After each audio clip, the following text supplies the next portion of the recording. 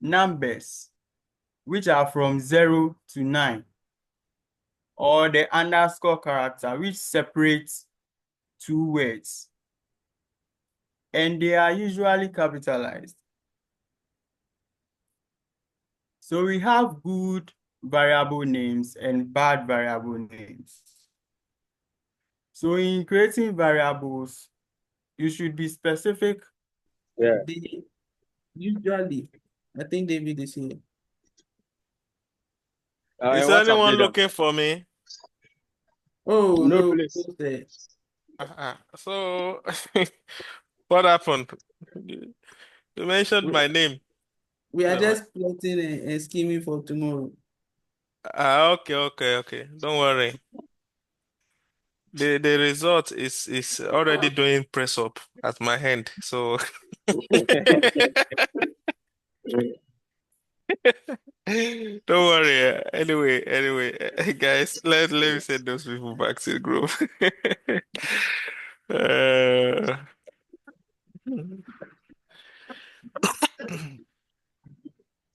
mhm. Guys, before you leave, I've seen that yesterday, one of the presentation, I noticed that when the person was presenting, the group members will be responding, yeah, we can hear you, we can hear you. It wasn't the class, it was their group. So when I'm also presenting or whenever someone is presenting, you guys have to, make sure you are giving feedback. You understand? Roger that. Thank you. Thank you very much. You're welcome. We did for you.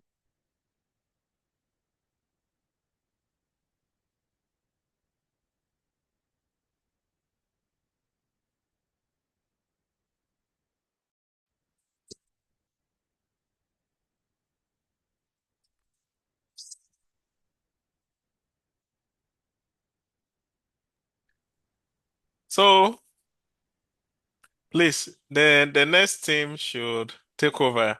The team lead, who's their team lead there? So me. Kwame Oduru, right? Okay. Oh, yes, sir. Yes, sir. Please, the floor Okay. is yours. Coordinate your people and then do your Okay, sir. presentation. Thank you. Okay, sir. Okay, sir. Good afternoon, everyone. We are group 4 and we are going to talk to you about bash shell and bash shell scripting. Without wasting much time, I'll call on my group members to begin with the presentation. Thank you very much.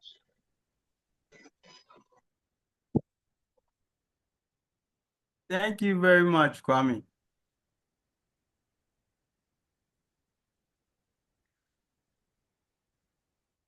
Good afternoon to everyone once again. My name is Daniel, and then I am proud to be part of Group 4, also known as Titans.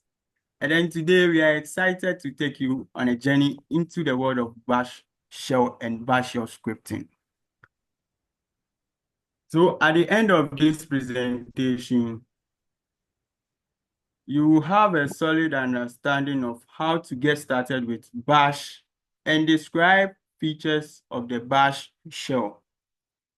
You will also explain how to display variables and explain the environmental variables. And explain how environmental variables are used. You will finally learn to describe the value of the alias command.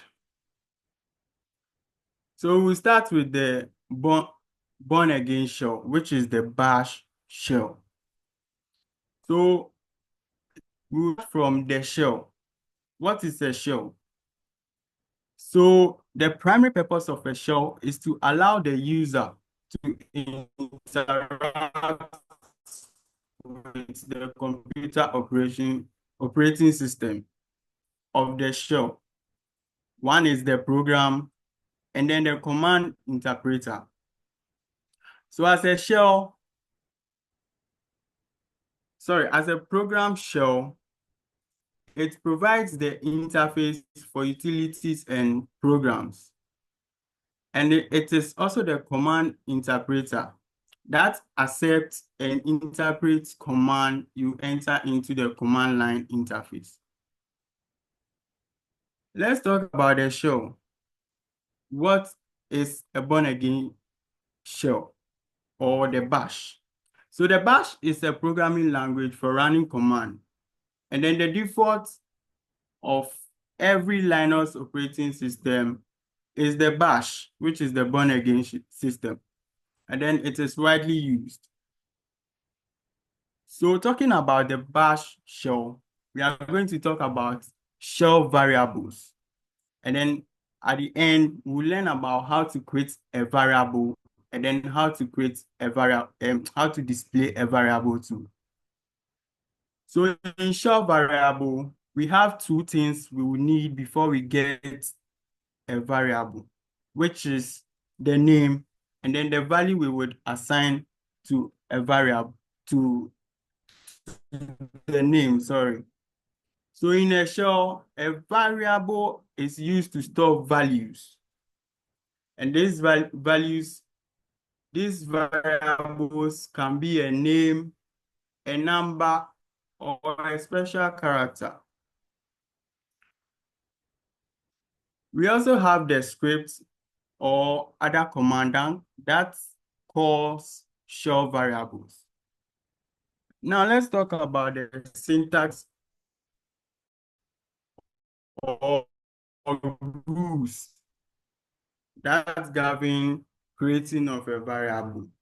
I've earlier mentioned that we need the name and then how we would name our variables. So in naming of variables, we have different types. We could talk about also the snake case, of which the example on our screen here, we are talking about the snake case, where we separate each word with an underscore. So after presenting the document, I'll go into the terminal and demonstrate how we would go about that. So yes, as I said, the variables must contain no spaces or special characters within the variable name. So the variable name can contain only letters. That's the small case of A to Z or the uppercase of A to Z. It can also contain numbers from 0 to 9 or the underscore character, which we would use in the snake case to name our variable. Let's talk about naming a variable, a good way and then the bad way. We are having a number of students, and then we have been asked to create a variable for each number of each students, right? So we first have to be consistent with the naming of the student. We can't just say student and then we give it a name. So what if we are going to call from another place? Are we just going to call it student? What about the remaining? So a good variable name would be like a restart underscore student, in which this case we are using the snake case naming system for the variable. So we can also have restart US cohort 1 instead of US cohort. Another is restart spring student in place of just spring. So in naming variables in Bash, we have to name them properly. So good variable names are crucial. They assist in making sense of what the variable is used for and the readability of the variable. So we are going to talk about assigning a value to the variable name. So I earlier on said that before a variable can be created, we need two things, which is the variable name and then the value assigned to the name. So please, I would like to go into my terminal and share how this is done or how to create a variable.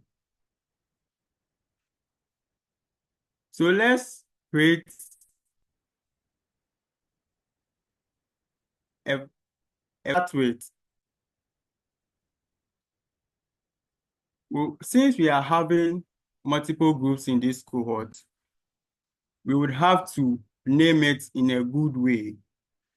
So we can say group 4 underscore lead name. Then we bring our, our assignment operator, which indicates that we are coming to assign a value to this variable name. So let's assign the value of Kwame to the variable name group 4 lead name.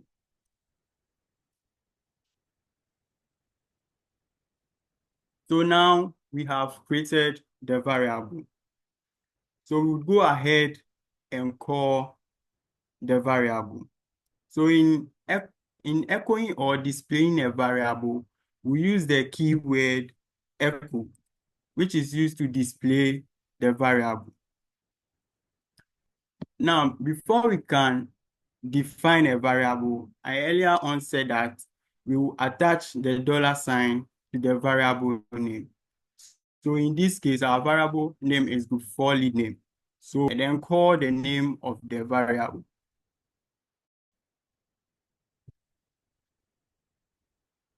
In doing so, it should display the name of the variable, the value assigned to the name to us.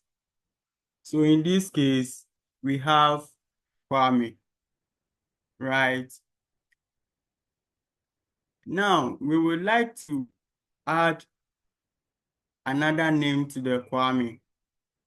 Instead of overwriting our first one, we just use for lead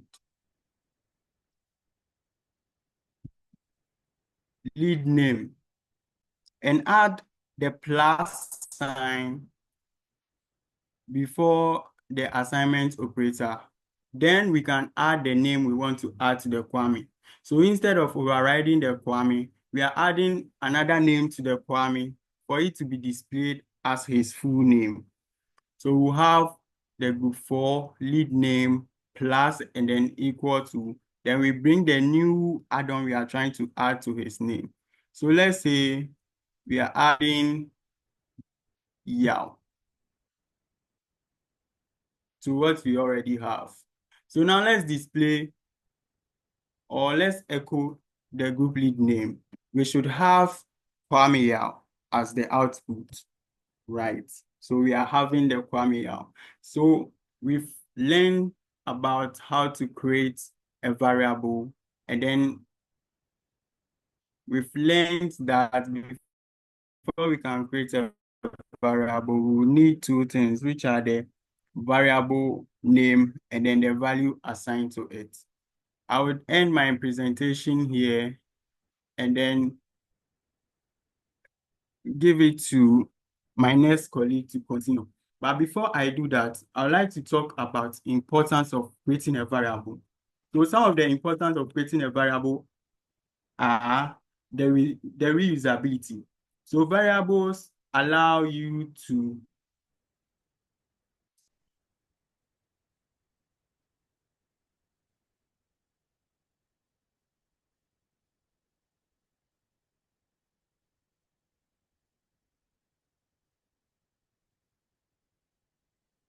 hello? Hi, Hi. Daniel, Yeah. we can hear you.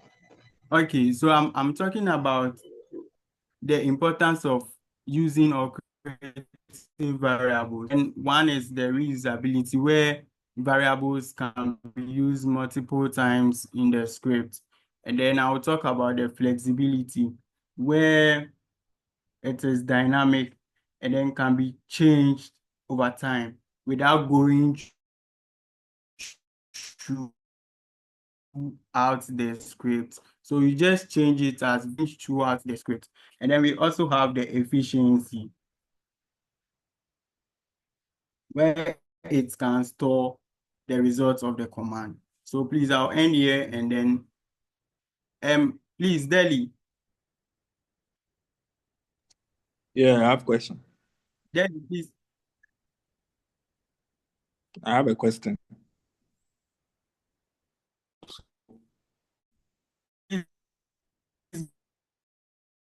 For lead, uh, does it mean that, and you ask me, does it mean yes. that it's saved as a file or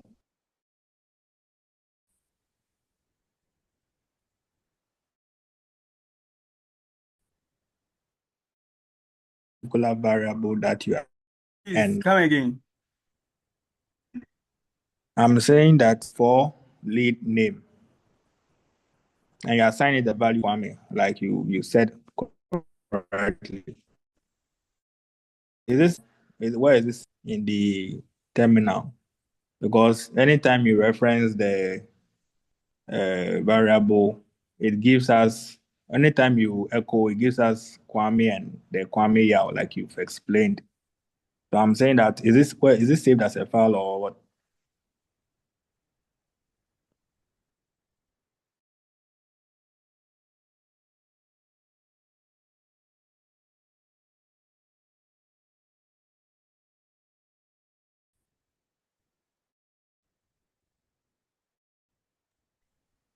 Hello? Hello? Really? Ah, okay. Hello, then. Hello? Sure. Hello. Yes, Please so read my question. okay, yes, I got it. So you were asking where the variables are stored. Yeah, I'm asking where it is stored and whether it is a file No, it's or I not don't. a file, but it is It's not. stored in the RAM. Okay. Okay. Yes. Please, are you okay? Yes, So I'm to okay. add to what my colleague just Okay. said, it's added to the memory of the current running shell, as in the session, the current one you are running. So if it closes this shell right now and opens a new one and tries to echo group lead name, it will have already disappeared. Okay. Okay. That's clear.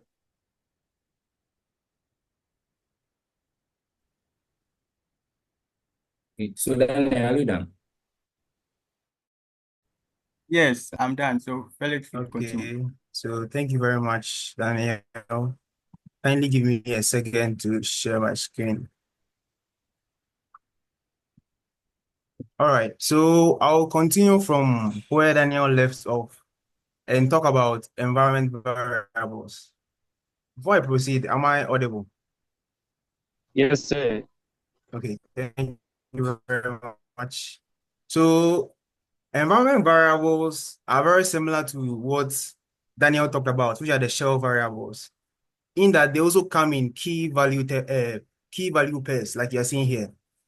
But what you should note about environment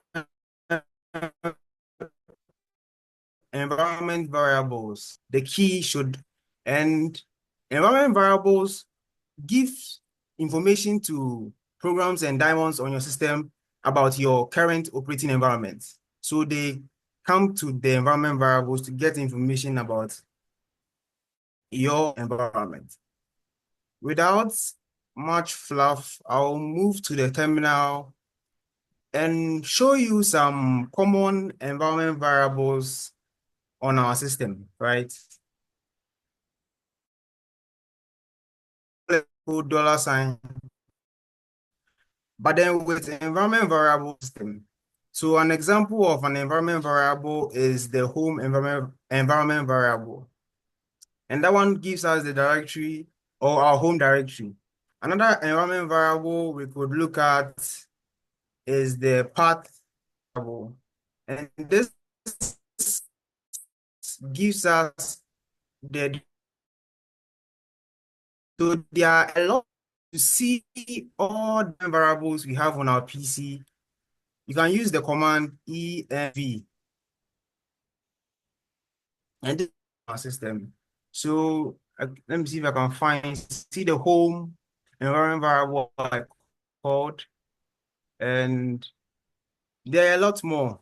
So all these gives information to programs and daemons on our system, right?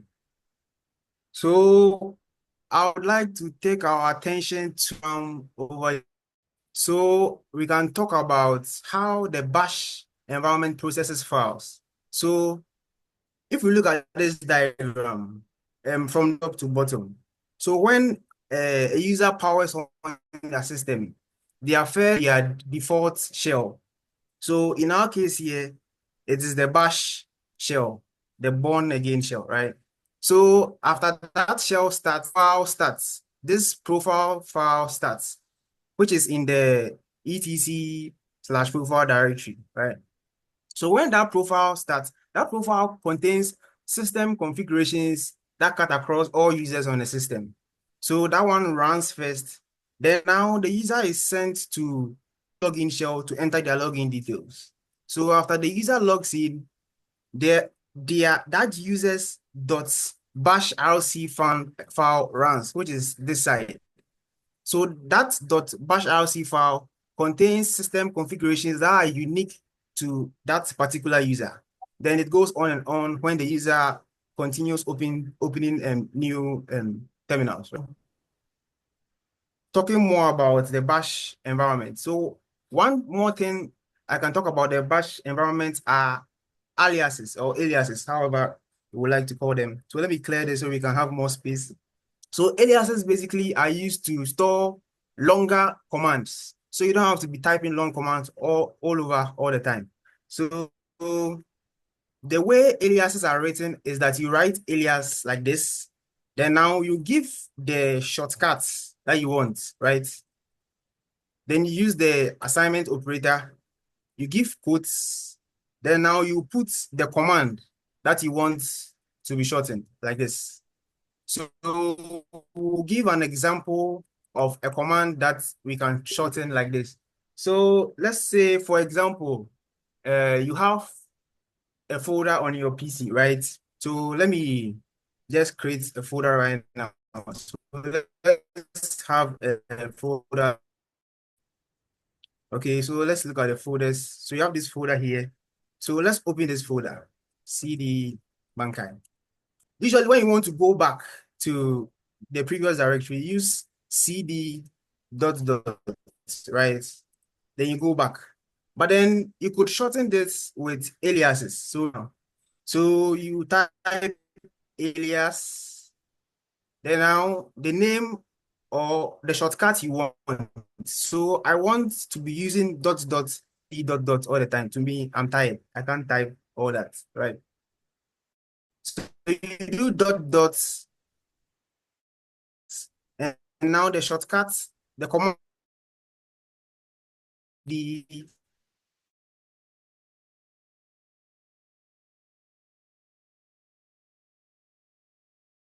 get ... is doing. So it's like a shortcut now. So this is one way aliases are helpful. Another way you could use aliases are to protect you from running very destructive command. Linux, our distro like this is RM, right? It's easy to remove files. A file right now, touch.txt, right? So we have bomb.txt now. So usually you do remove bomb.txt, right? Then that file is gone. But then what if that file was an important file and you forgot and you removed it just like that? So you want a second like authentication first. This is where an alias could be helpful. So we could replace this RM by an alias. So let's do that right. Like we said earlier, to create an alias, you do alias, then we do, this is the new, when we hit RM, give it now, right? So equal to, so now to do, so this gives like a second prompt. Are you sure with RM tags? So let's create bomb is no longer, create another bomb.txt, right? It should be there. So now if we do rm bomb as do you want to remove regular empty file bomb.txt? And now you say yes. So this is like two-step verification. So you are time, right? So another, so now you've created this RM, maybe you want RM to be doing its normal tax. So you do an alias RM.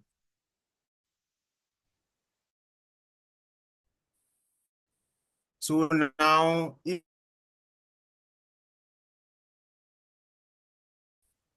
bomb.txt bomb, it just takes it out, right? So here lies the case. Let's create this alias again. So I'm adding this two-step verification again. So now, let's say you go and come back the next day, you open another session, right? Let's see the files. Let me create another, this one, another file. So let's say touch and.txt, right? So you say, oh, I did RM last time, so it's safe now. But then let's have a look at something. So if you do rm gan.txt, it's gone. The thing we missed is that to protect, remember, when I was talking about this diagram, I said for every user, that user's unique.bashrc file is run. So it means we have to save this alias that we want into this users.bashrc file. So it will be sticky throughout every session they open. Users.bashrc file. We use our favorite nano home directory with this, I think it's tilde or something. Now you go to the .bash. So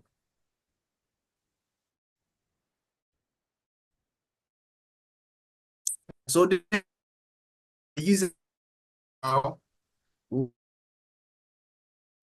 it's here. So then now we add our alias to remove, which is rm equal to single quotes rm minus I, like so. Then now we save, Control X, Y, enter. So now this RM is now in our this users.bashrc. So now if we open session, even without doing an alias, it should work. So let me see if there's a file I can work with. Okay, let me create the file gone.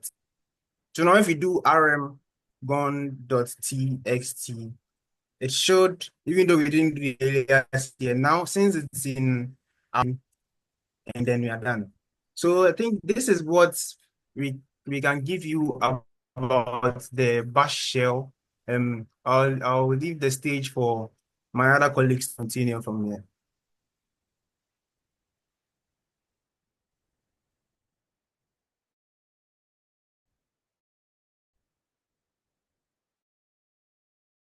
So good afternoon. Good afternoon.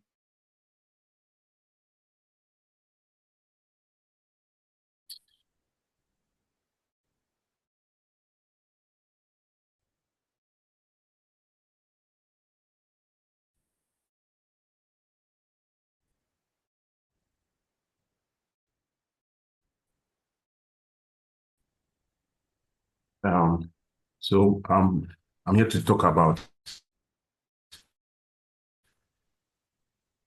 bash shell scripting.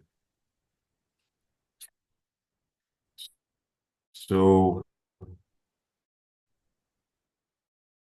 my presentation, you would learn how common tasks that are accomplished,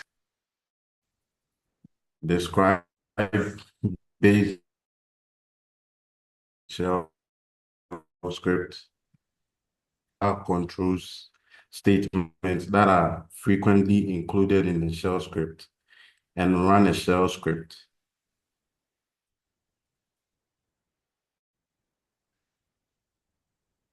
So you would ask, what is a script?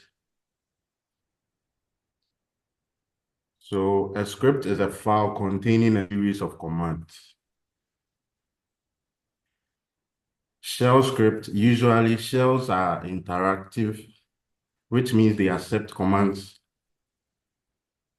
as input from users and execute them. But some use a bunch of commands routine.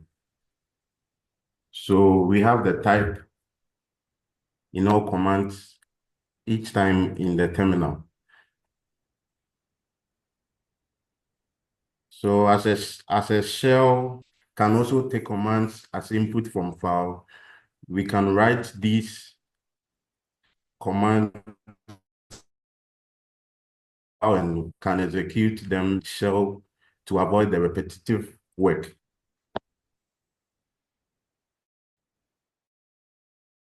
Okay.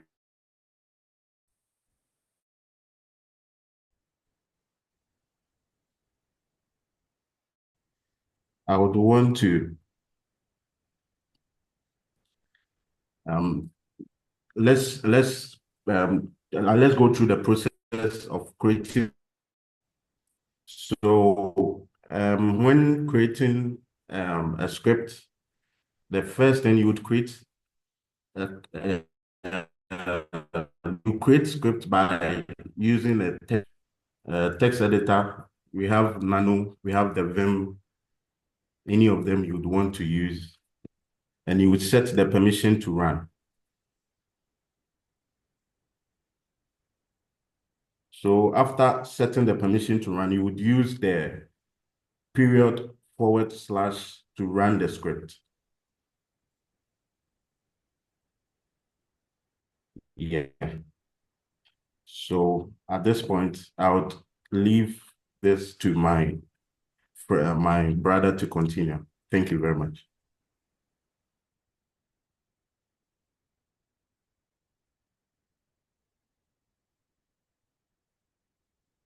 Okay, hi guys. Good afternoon. Awesome. Steven, can you please allow me to share?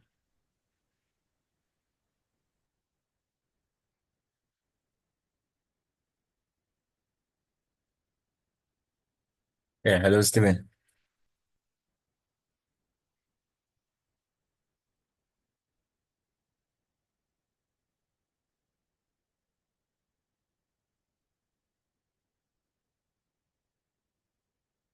Okay, all right.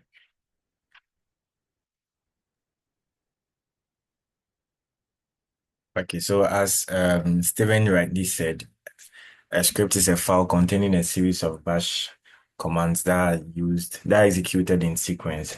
All right, so scripts they are used to automate repetitive tasks, which improves efficiency and also reduces errors, right? Okay. So now the shell script comprises of a few things. We can talk of the shell keywords like the if, else, the break, etc.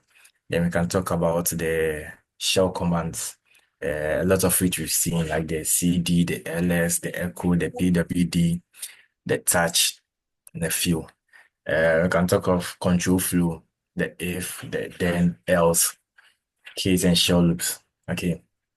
So Stephen has already talked about why we need shell scripts. So I'm not going to go there. We're going to go straight into the shell, the terminal, and look at what he mentioned. That's creating a script file. Okay. Okay. So the first thing we need to know is that just like we have a lot of file extensions for naming files, when we come to the scripts, the shell scripts, we use the .sh. Okay. So for creating a shell, you need, for creating a script, sorry, you need a text editor. I'm going to be using Nano for this one because I feel it's simple and beginner friendly. So to have Nano, then the name of your file. So I'm going to say something like Titans, then the file extension. So nano titans.sh. Oh. So now we have the file opened. So now we want to display something in the file. We want to input a text into the file. So but first we're going to use a line that is the hashtag !bin or /bash. Now this line is called the shebang, or some people call it the hash bang. Okay, it tells the system which interpreter to use when executing the script.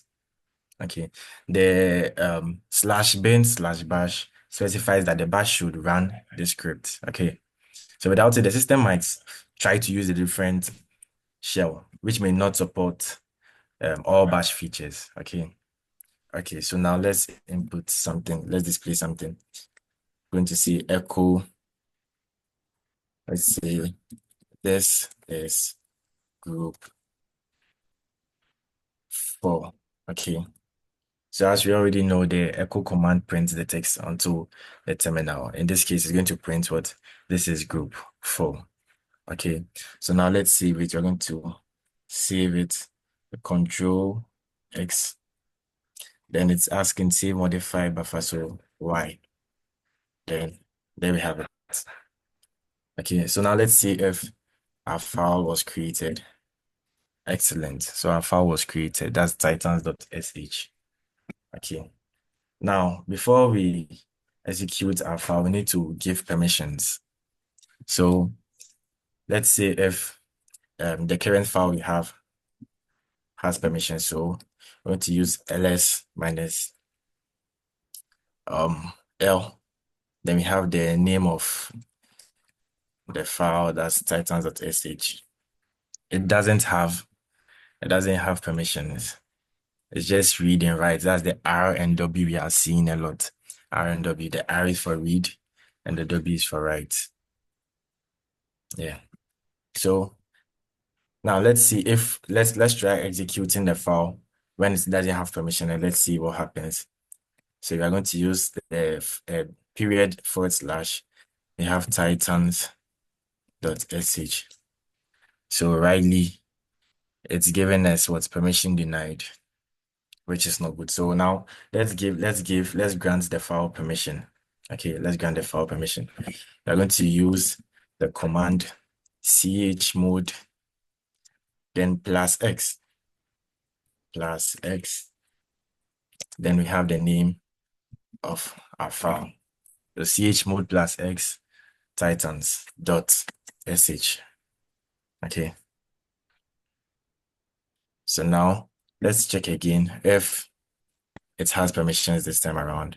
So ls minus L, the titans.sh. Okay. So it's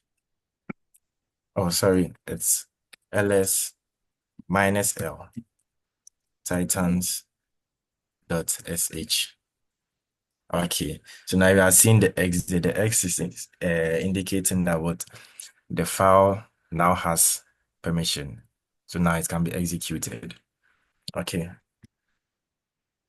So now let's execute the file and see.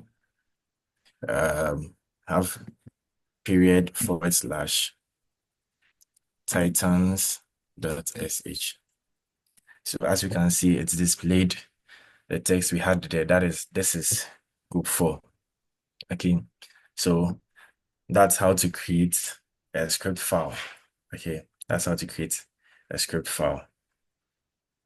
Yeah, so before I would like to talk before the reason we gave we had to grant permission was that when you create a new file, okay, by default it doesn't have execution permissions.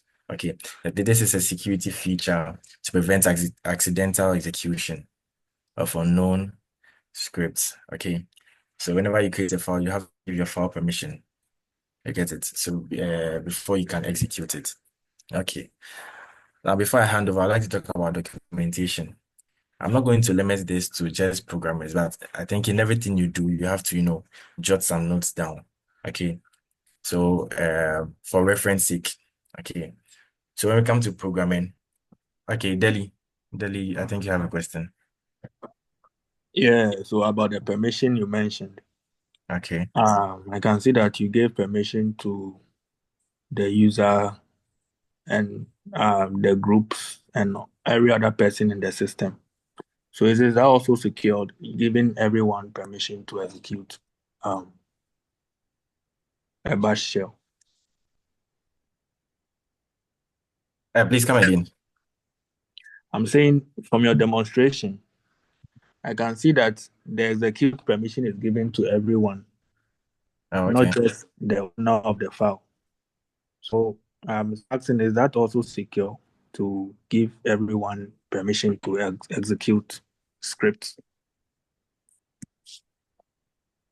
Oh, okay. Okay, so I would say no. No. Giving everyone permission to a script is not generally secure. Sorry. Yeah, so anyone can modify the script. Yeah, if you grant permission to others, any user on the system can modify the script, and this opens doors for malicious code injection. You could just alter your script to execute harmful commands. Please, that answer your question. Yes, it does. Okay. Okay. So I was talking about documentation. So like I said, if I'm to write, let's say this that I've written, if someone who doesn't have too much knowledge about what I'm doing is to come, I don't think he might understand fully what I've done. Okay, so we might need to, put a few things down. And in programming languages, when programming, we use comments, right? So let's try implementing something like that here. So first off, we're going to go into our file. That's nano titans.sh. Okay, so we are back into our file. Okay, so we want to put a comment. Let's say the echo, we want to explain what's the line echo. This is good what does. Okay, so let's come down here. Okay, so we are going to use that is what we use to write comments. Okay, so we have the hash sign, and we have what? This displays the name of the group. Okay, so this displays the name of the group. Then once again, we are going to do what? Save this, and then we have it. Okay, so the next time someone comes into your file, he's going to know what this does. So let's see if it's saved there. So titans.sh. Okay, so there we have it. We have the comments. This displays the name of the group. Then below it, we have the command echo. This is group 4. Okay, yeah. So I'm going to allow my colleague to take it from here. All right. Okay, thank you very much, Dennis. Good afternoon once again. Can you give me a minute to share my screen and continue with where Dennis ended? Okay. Okay. Okay. So basically, my colleagues have laid a very good foundation for us to continue with shell scripting. So Dennis said we can create a shell. The first line should be the shellback line, where it will tell the shell which interpreter it should use to interpret the command. So and also talk to us about the documentation method, how to information, short documentation to help others to understand what you are writing in your script. So I think I'll continue from there. So firstly, we'll look at how to create variables, bash variables in script. We have already looked at variables on our command line interface. So we'll now look at how to create the variables in script. So create the script.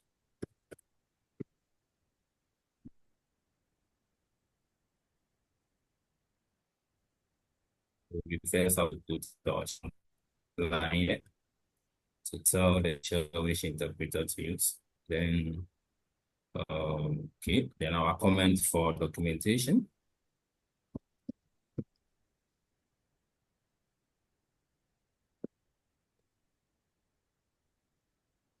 So with creating variables and scripts, it follow the same syntax as what you have already been told. You know that you have to get the key value pair, where the key is the name of the variable, and the value is what you want to store in that variable. So maybe let's take first name was Kwame. Then try to echo that name.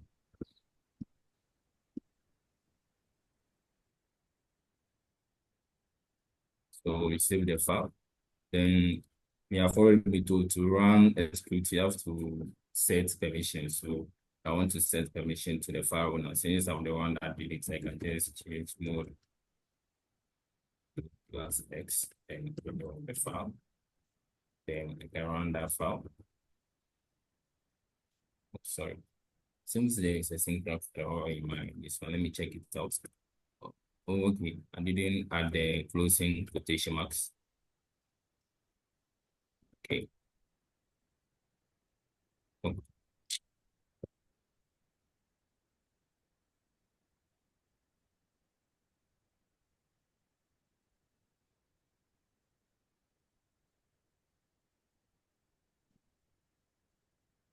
Okay, so we can see the variable was echoed and we have Kwame, like how we were able to create it just on the command line interface.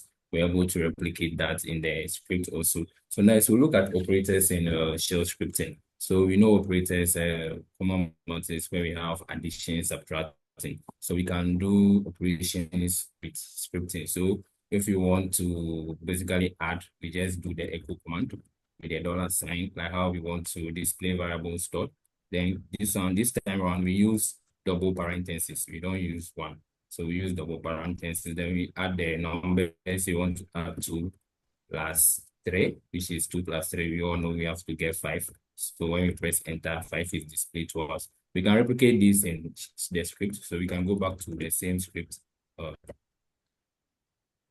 We have the code name here. So we can give a name to another variable, which should be the result. Let's say result is equal to what? We want to add 2 and 3. So 2 plus 3. Then we echo that result also. Result.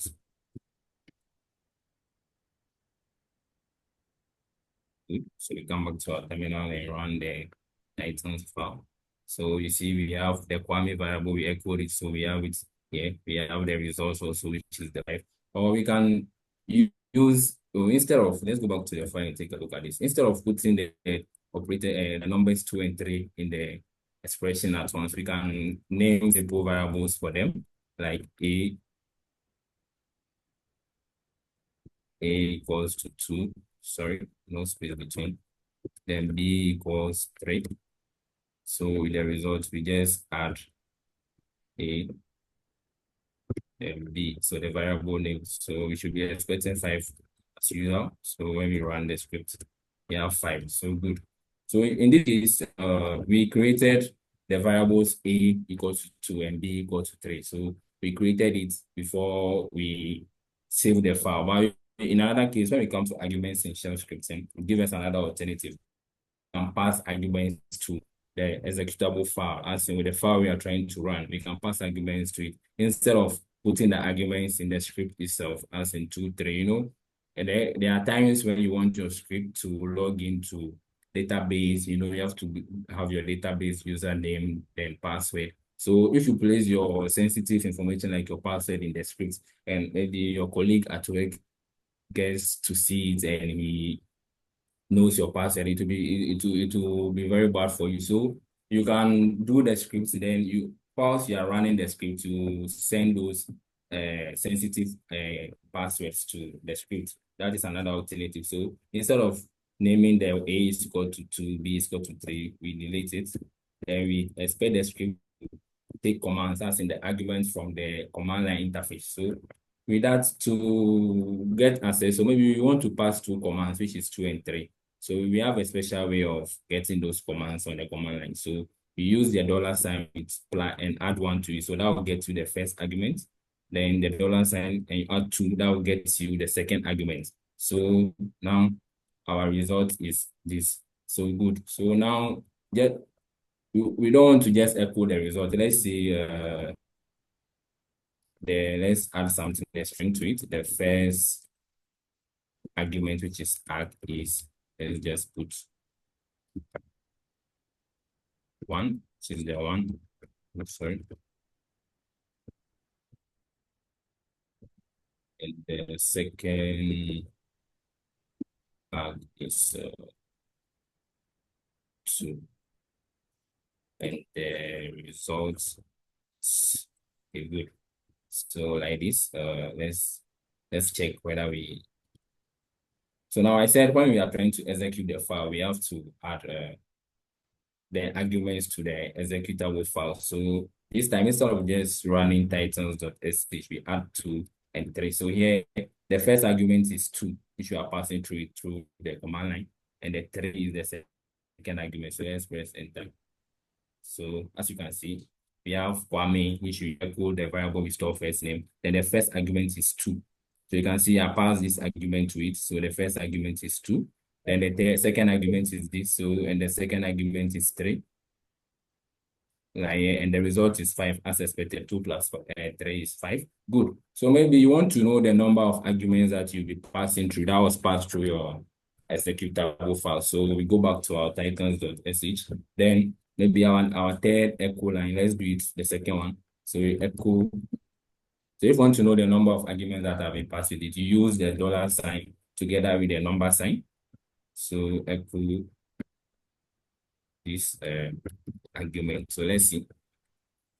So let's go back. Let's run. So you see Kwame as displayed as the first echo. Then the second is 2 arguments. Since we pass only 2 arguments, let's try adding more arguments to it.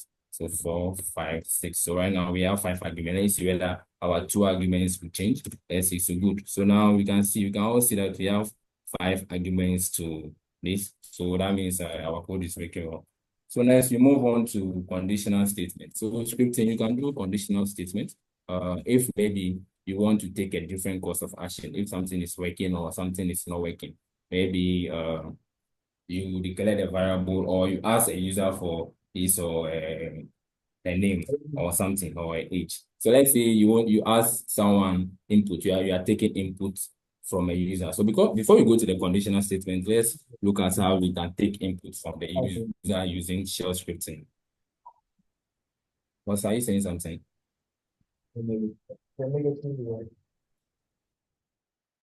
Oh. No, please. Oh, okay, good. So before we go to the conditional statement, let's take a look at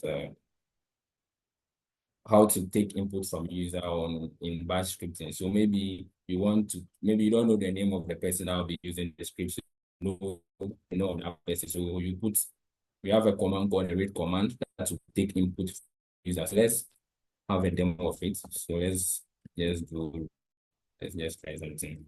Let's see. So good. So first, we don't have to forget our shell bank where we tell the shell which interpreter to use. Good. Then our comments. So the read command. So this one, we are putting a shell documentation here. So first, maybe you want the user to enter the name. So you can use echo enter your first name.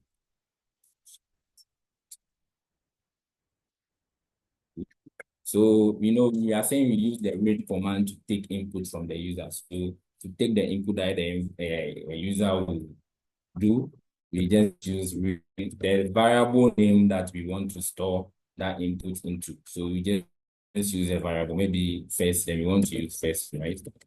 First name. So that's the name of the variable that the input the user will give us. We'll store it there. So to know the outcome, we just echo.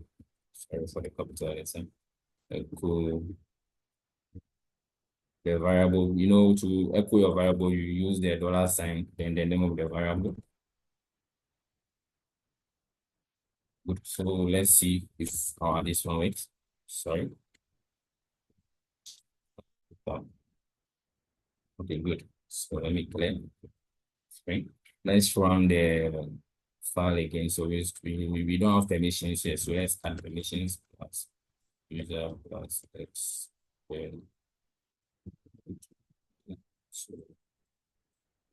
So the prompt is enter your first name. So if I enter Kwame, I should be expecting the system to display Kwame to me back as our code, our script is telling us. So let's see. Okay, good. As you can see, this was what I entered, which is the input.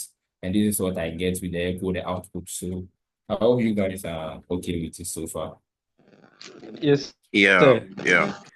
Okay, so Yeah. now we move on to conditional statements and shell scripting. So as I've said, with the conditional statement, it helps you to take a different course of action in case you want to do something else. Maybe you like how we took the input from the user, you want to take the age. So you let the user type in the age. They want to find out if the age is below 18 or the age is above 18. So if the age is below 18, you want something to happen. So you want a set of commands to be executed if the age is below 18, or if the age is above 18, a set of commands you rather execute. So that's why you take different routes pertaining to whether a condition is true or false. So with this, I think we have to know the basic task of the if statement first before we do this.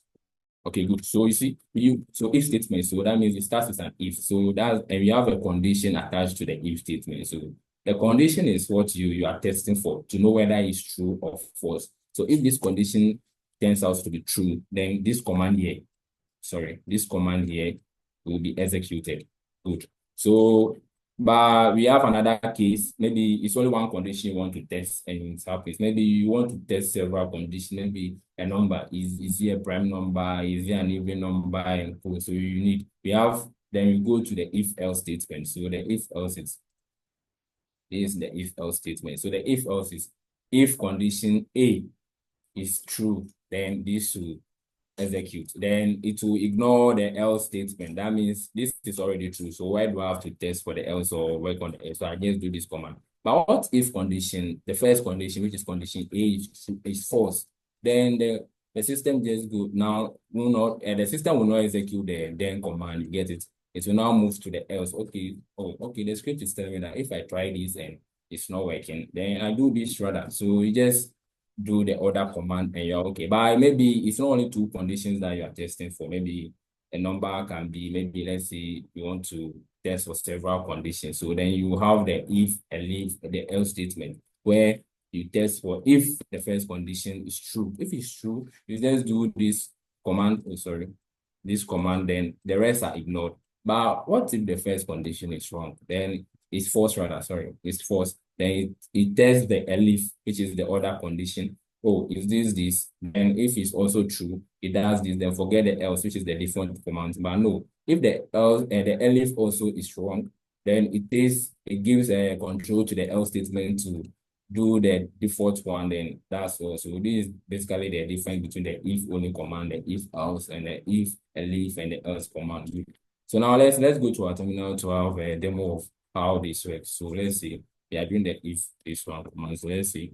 Let's create a file if else .sh. Good.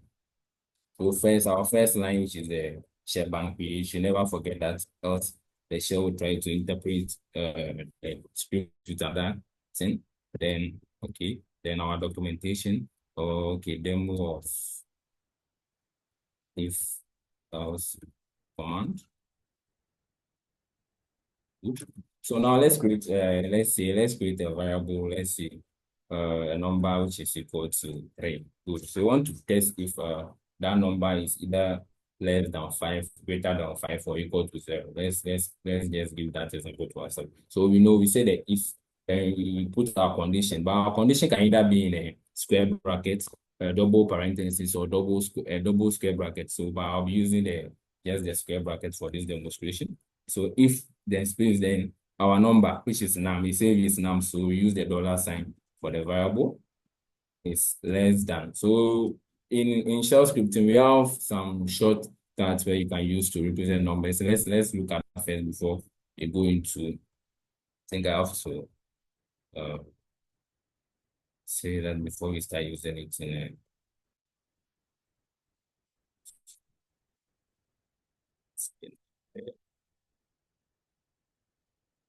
okay, good. So for integer comparison operators, we can use the minus dash eq, which means it's equal to.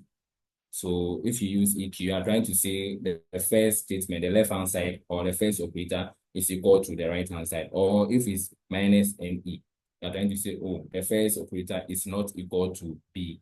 or minus GT, small g, they are all in small letters. Minus GT is greater than, or minus GE, which can equal to, is greater than or equal to, or minus LT, which is less than or minus LE. Or you can use the ones you already know, the less than sign, the less than or equal to sign, or the greater than or the greater than or equal to sign. It's all the same. So the one you are conversant with, you use that one, or what you prefer you use. But I'll be using the short notation, the strings form. So it's if number is less than, let's say, 5.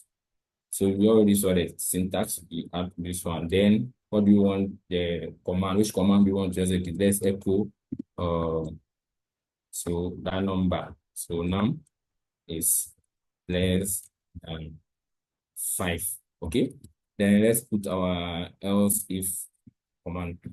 So else if number. So that one to be in square brackets. The number is greater than 5.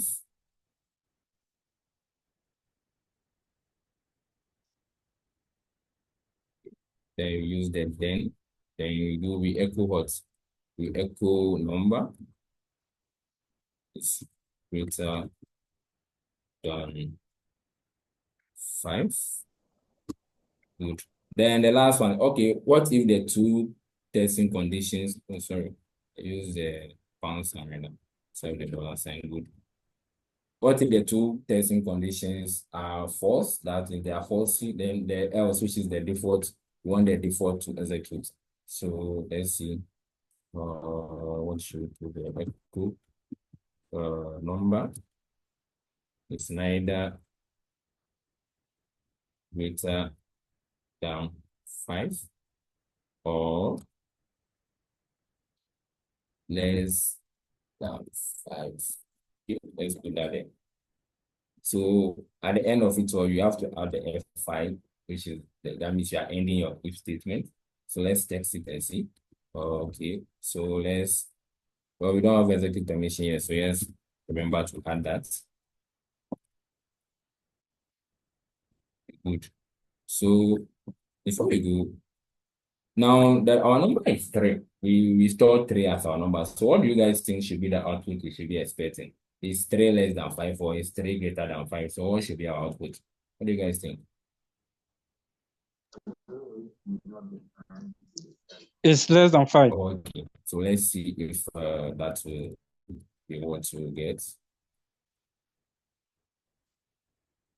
Okay, good. So we have 3 is less than 5. So I hope the if else statement is okay. Yes, sir. Guys, now. Hope everyone is okay Yes, with sir. it. Okay, so now after the if statements, we have other statements that helps in control, as in loop statements. So they help you to instead of 10 times. So let's see if you want to print hello world 10 times, maybe with your script, maybe with vi hello.sh. And so let's say echo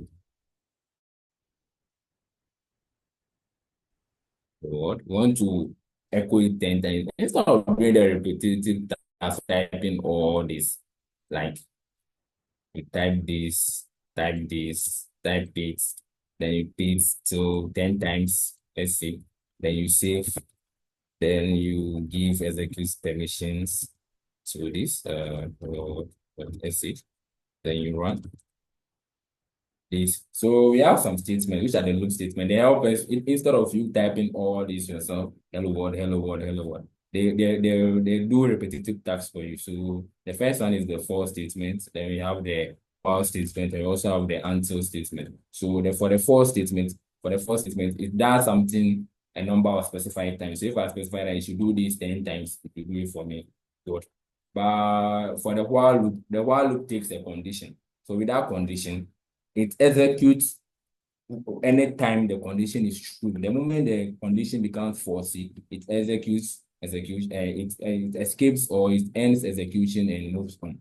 And with the until statement executes till the condition becomes true. So let me take that again. The for loop will execute as a command. Let's say a command for a specific number of times. So if I specify that I will execute this in 10 times, it will do it for me.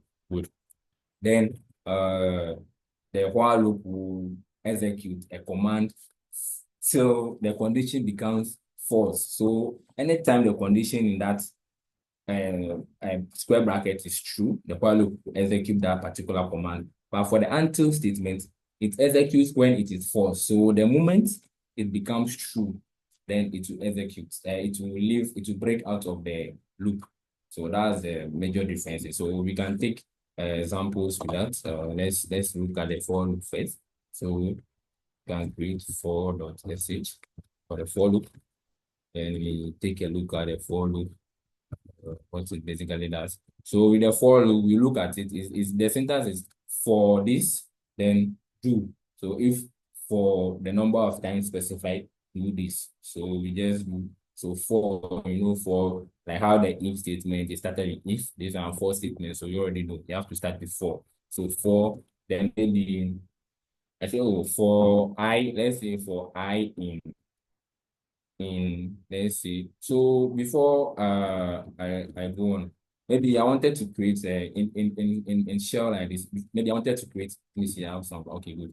I have no number. If I want to create 10 files, 10 files, and I want to name them 1 to 10, I can just use touch, then my curly brackets 1. So 1 start from 1, 2 periods, then 10. So create files 1 to 10 like this syntax. So when I press enter and I do ls, you can see 1, 2, 3, 4, the 5 is here. I hope you guys can see my screen. It's created it for us. So when I go back to my for this one, my for shell, and I do for I. So I'm trying to tell you that for each number, let's say for each number in as I specify 1 to 10, each number 1 to 10, do this, do good, echo that number. So I want it to echo that number for me. And I've stored for each iteration. Good. So for each iteration, so for the first iteration, it will take 1. So that's 1. It will do it 10 times, but the number there will be 1. I want it for 10 for each. It will take, so the I will be 1 for the first iteration. Then after I iterate first, it does the command, then it moves on to the next iteration. So the next iteration will move on to, after 1, we go to 2. That's what I do it 10 times from 1 to 10. So in this box, that's what I'll specify here. Do it 10 times 1 to 10. So for the first iteration, it will do, so it will do it to 10 times and echo all the numbers for me or on my terminal. So that's what I'm asking it to do. So remember, when you do the command and you do when you are done, just have to tell it that it is done. You use the done command to tell the shell that, oh, the for loop, you're exiting the for loop. So when we save this,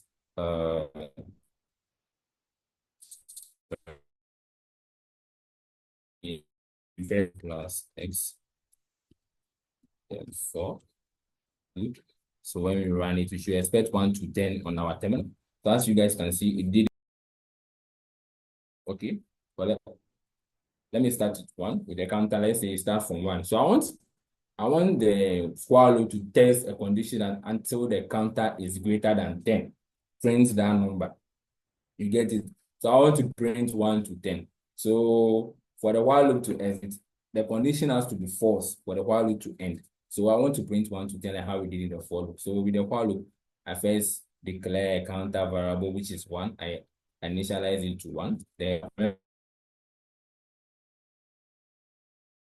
in square bracket or parentheses is a double parenthesis. So let's say counter is greater than. I said so it's greater than 10. That's my condition. Or I can use it so the counter is greater than or equal to 10. Okay. So that means I'm not I'm doing 1 to 9. If I use greater than or equal to 10, then I'm using 1 to 9. But I want it to echo 1 to 10. So I have to go above the 10 so that my condition will be false when it gets to 11. You get it? So let me so it's greater than 11. Then we show the last iteration where the number is that is executed. So while this, then you do what is the while going to do while the counter is, oh sorry, we want it should be less than or less than 11 rather. If it's less than 11, then it will go. If it's greater than that, means for the first instance, it will not work. So do echo, it should echo that the number. So we do counter. Okay, we do counter. Then so now with the for loop, you saw the for loop did it a repeated number of times. We specified the number of times for the for loop to execute. So we started from 1 to 10. But with the while loop, we have to increment our counter for it to execute. So we have to increment our counter for it to work. So our counter will be 1. If we don't increment it, it will always be 1. So our while loop will always be true. So it will always be executing at 1. So it will always be printing 1 for us. So we have to increment the counter. So as we increment the counter every time, the first command, the second command, it prints 1. Then we add 1 to the 1, it goes to 2. Then it tests, then it prints 2. Then we add 1 to the 2, then it goes to 3. So we always have to increment it till it gets to 11. So when it gets to 11, it will test. Oh, is 11 less than 11? No. So it will exit. So we have to increment it. So to increment it, we use the double parentheses and put our counter there, which is our variable name, and just add plus plus. Or you can use another alternative where you just do counter is equal to counter plus 1 to increment your this one.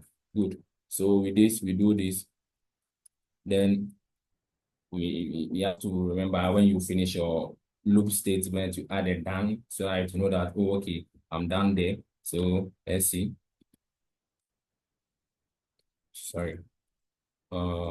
Video set mode. The counter variables to be preceded with this one. Good. So let's see whether it also brings 1 to 10 for us. So let's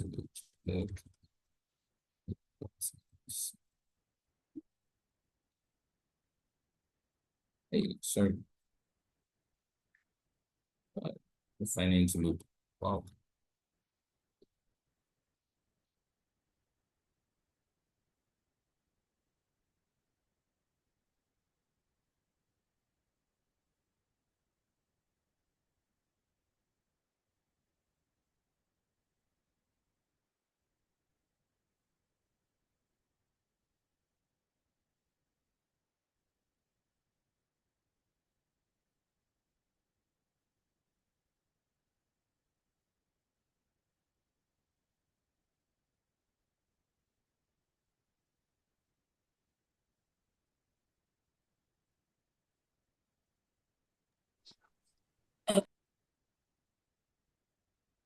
What the-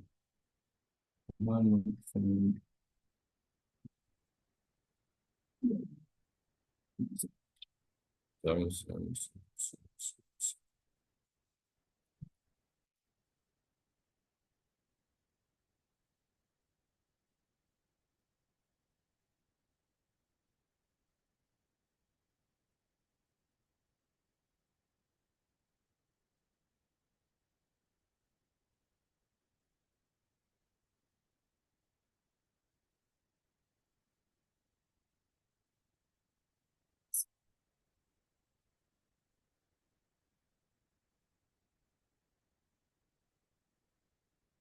I think I'm having an issue with this one, so I'll leave it there for now. That I think we have spent all our time. And that's the end of the presentation. If anyone has any question, can look at that.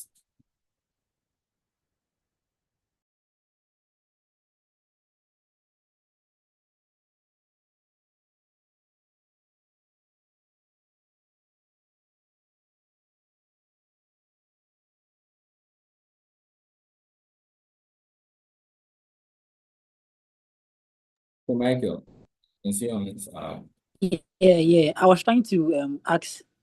You see the first counter, the one that you were updating, okay. the one that you were updating. See, you used. I think you didn't use the dollar sign for it, and then by the second one you use the dollar sign. So maybe if you are, is it that if you are updating a variable, you don't include the dollar sign,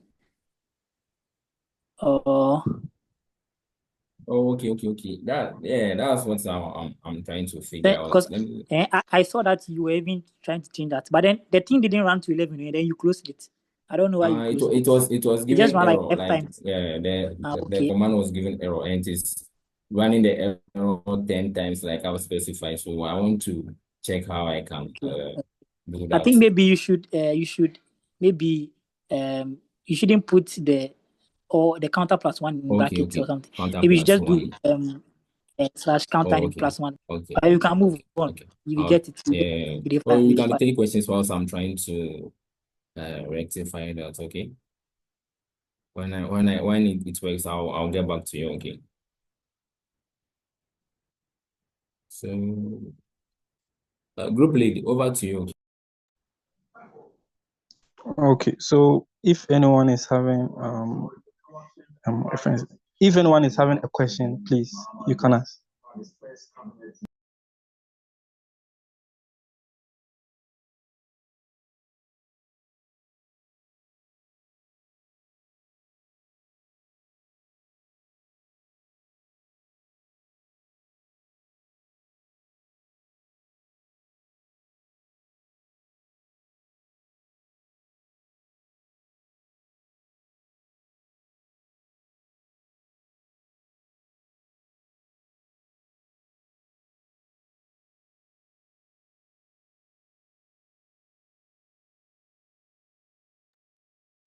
Group lead, there's a hand up.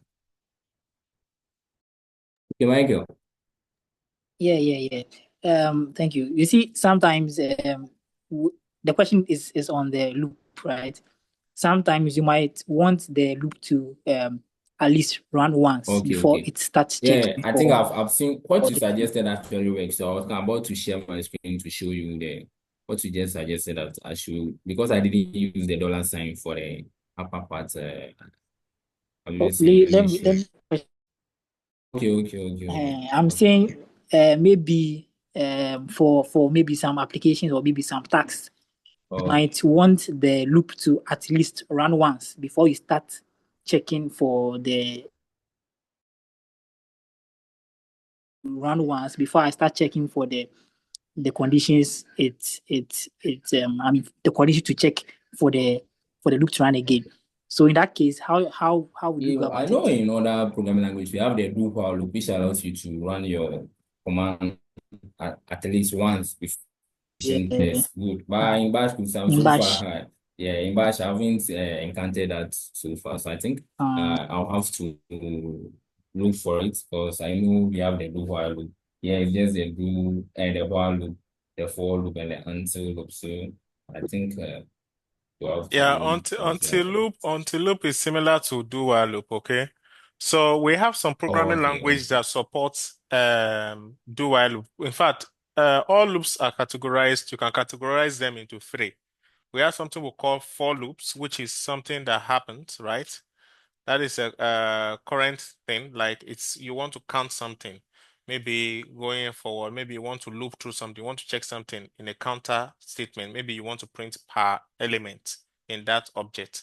So we also have something we call a precondition loop, okay? And we have post-condition loop, okay? Precondition loops are just loops that happens, they checks the condition, okay, before it gets to the condition itself, before it gets to the before the execution of the statement. So that is, it will first of all check the condition. While this is true, okay, then it check the condition, right? The first statement will first of all run, then the subsequent one will be checked based on that criteria, right? So that is how it works. So post condition is like your do while loop, okay? So that is, it will first of all execute the statement and then it will now check for that. Okay. So those are the difference. Just know them. It will first do while loop, that is post condition. After it has printed out the statement, then it will now check the condition. I hope that is clear. So yes, is that all your presentation for that group 4? I've given you guys my marks already. So yes, sir. oh, that's okay. That's okay. But you run into a little problem, right? But I love your beginning was very strong. The coordination too was okay. It was very okay for me. As far as I'm concerned, it's okay. So Yes, yes, yes. They did well. They did well. As for this group there, they did well. Yeah. So I'm expecting your point. Great from George and George, Kwame, Oduru, Shani, Anthony. Shani, we can't wait to see yours. So we can't wait to see yours. Even Shani was like, wow, you see, that should tell you that Shani the antagonist. Don't mind me. If someone should say something, Shani must have something to say. If not for anything, we'll have something to say. Okay. Yeah, don't mind me, don't mind me. So let's see. I'm waiting for your point as well. Yeah, it was awesome. Okay. Hey, Judge to see value in it. That's great. That's great. That's nice. Uh, I'm expecting okay, Anthony. Okay, okay. Mm, okay. So Queensley, you're the last person. Oh, please give it to me, give it to me, give it to me, and let me close the class. Oh, Queensley, I really like your the way you evaluate demo. I like the breakdown. I just like the breakdown. That's nice. Oh, this is good. The presentation was so strong. Yeah. Yeah, so hey, Oduru, Yes, sir. Yes, sir. It was. you Yes, sir. okay. It was. Okay, I see. Okay, guys. So tomorrow I'll be announcing the winner, the leading team. So, like I said, all you have to do is to win three, okay? Then you get a bundle package from me, okay? So I'll surprise you for that your team. So that will be it from my end. Yes, sir. It's an interesting experience for me and everyone here, I believe so. So let's wait for something good coming. Those of you coming tomorrow, you see that the bar is now still higher or times four higher. So you have to do something unique. That is Shani Group. I can't wait to see the display, the demonstration, and the presentation. I can't wait. Shani, as for you there. Yes, you've already created the pathway to success for you. Yes, Quincy, your hand is up. So please, I wanted to ask a question regarding the lab. Okay, in the sandbox environment, are we supposed to see the a running instance of the EC2 in there? No, if you follow through the sandbox, Oh, the sandbox is only showing you the stuff, right? It's showing you everything yeah. inside. So just navigate through all those David, tools. Please, I'm coming. I'm already saying something to David, someone. I said I'm coming. Okay. Now you raise up your hand, okay? Now, when it comes to um what I was saying something to Questlin concerning, please remind me, please. That is Yes, that. sir. The you were saying the sandbox it gives the steps and Yes, everything very inside. good. It's help you have access to those interface, those services. Okay, you have access to every tool, every AWS services, so that you can navigate through. That's the essence of the sandbox. Okay, so you need to familiarize yourself with the interface, then you can terminate it. That is the task. So once that is done, you'll be fine. I hope that is clear. Yes. Okay, thank you, Quincy. Yes, Shani. Shani wants to say Yeah, want to say something. Okay, Shani. Yes, please. maybe. Yes. With regards to their presentation there today, I know they in the mood, so I'll not They. touch that aspect. I just want to tackle what Quincy Lee just, in the canvas, when you are taking your labs, there's no need for you to go and log in your personal AWS account. In the canvas, they will provide you with a unique login credentials and a .ppk file.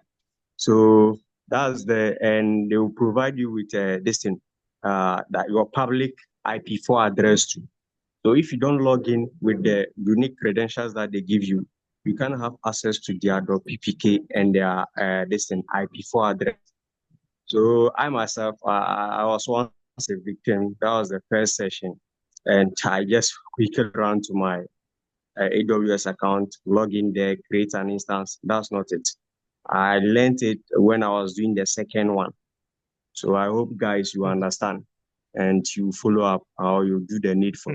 It seems they are taking some steps in there, because if you create any user at their end, they can also log in to see how you are doing the follow up. But if you log in with your AWS account, how can they have access to what you are doing?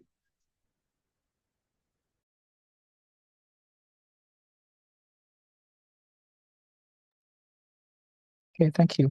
Thank you.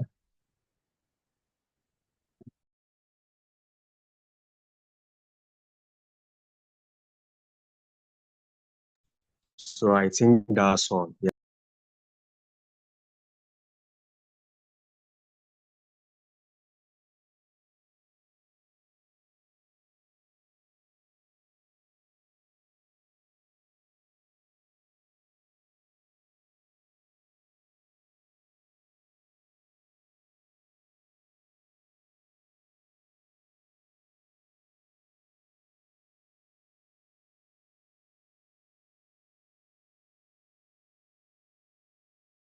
Okay, guys. I'll see you guys tomorrow. So take good care of yourself and bye bye. Bye bye, guys. So Bye. bye. Bye, bye, bye, bye, bye. Bye, bye.